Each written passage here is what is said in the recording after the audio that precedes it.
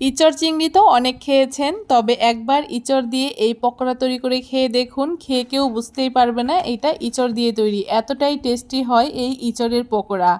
নমস্কার বন্ধুরা, মন কিচেনে আপনাদের সবাইকে স্বাগত। আশা করি আপনারা সবাই খুব ভালো আছেন। আজকে খুব সহজে দারুণ স্বাদের এই ইচড়ের পকোড়া তৈরি করে দেখাবো। ইচড়ের পকোড়াগুলো দেখতে যেমন সুন্দর হয়েছে, খেতেও কিন্তু হয় দুর্দান্ত, আর বানানোও কিন্তু একদমই সহজ। ইচড়ের পকোড়া তৈরি করার জন্য ইচড়গুলোকে আমি ছোট ছোট চৌকো করে কেটে নিয়েছি। এখন কড়াইতে কিছুটা জল দিয়ে কেটে রাখা ইচড়গুলোকে দিয়ে দিয়েছি, আর তার সাথে পরিমাণ মতো নুন আর কিছুটা হলুদ দিয়ে এখন ঢাকা দিয়ে ইচড়গুলোকে সেদ্ধ করে নেব। ইচড়গুলো যতক্ষণ না নরম হয়ে যাচ্ছে ততক্ষণ খুব ভালো করে সেদ্ধ করে নিতে হবে। ইচড়গুলো সেদ্ধ হয়ে গেছে, এখন জল ঝরিয়ে তুলে নিয়েছি। এইদিকে উনানে আরেকটা কড়াই বসিয়ে দিয়ে কড়াইতে কিছুটা সর্ষের তেল, তার মধ্যে 4টে শুকনো লঙ্কা, হাফ ইঞ্চি মতো আদা কুচি করে কেটে, আর তার সাথে হাফ চামচ মতো গোটা জিরে দিয়ে এখন মশলাগুলোকে একসাথে খুব ভালো করে একটুখানি ভেজে নেব। মশলাগুলোকে খুব ভালো করে ভেজে নিয়েছি। এখন একটা মিক্সিং জারের মধ্যে মশলাগুলোকে দিয়ে দিচ্ছি। এখন মশলাগুলোকে একটুখানি পেস্ট করে নেব। খুব বেশি মিহি করে পেস্ট করার প্রয়োজন নেই, একটু দানা দানা মতো করেই পেস্টটা করতে হবে, তাহলে কিন্তু পকোড়াটা খেতে আরও বেশি ভালো লাগবে।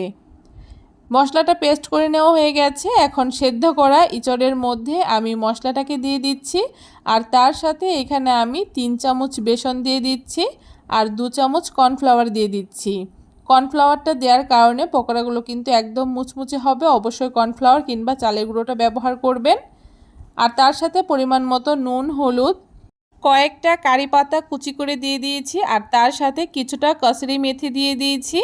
এখন অল্প অল্প জল ছিটা দিয়ে এভাবে করে আমি সব কিছু একসাথে মাখিয়ে নেব। একবারে অনেকটা জল দেওয়া যাবে না, কারণ এই মাখানোটা একটু শুকনো শুকনো করে মাখতে হবে। খুব বেশি নরম হলে কিন্তু পকোড়াগুলো ভালো হবে না। তাই অল্প অল্প জল দিয়ে এভাবে করে সব কিছু একসাথে মাখিয়ে নিতে হবে। দেখুন খুব ভালো করে আমার একসাথে সমস্ত কিছু মাখানো হয়ে গেছে।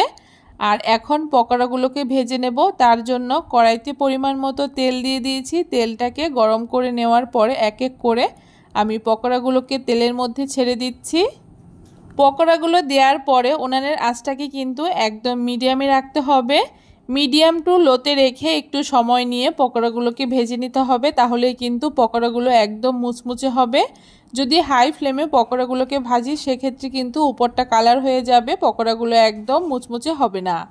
একটু সময় নিয়ে পকোড়াগুলোকে মুচমুচে করে ভেজে নিয়েছি, আর পকোড়াগুলোকে এখন আমি খুব ভালো করে তেল ঝরিয়ে তুলে নিচ্ছি।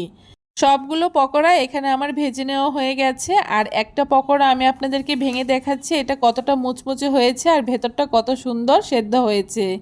আপনারা যদি কখনো এই ইচড়ের পকোড়া খেয়ে না থাকেন অবশ্যই বলবো একবার খেয়ে দেখবেন, দারুণ হয় খেতে।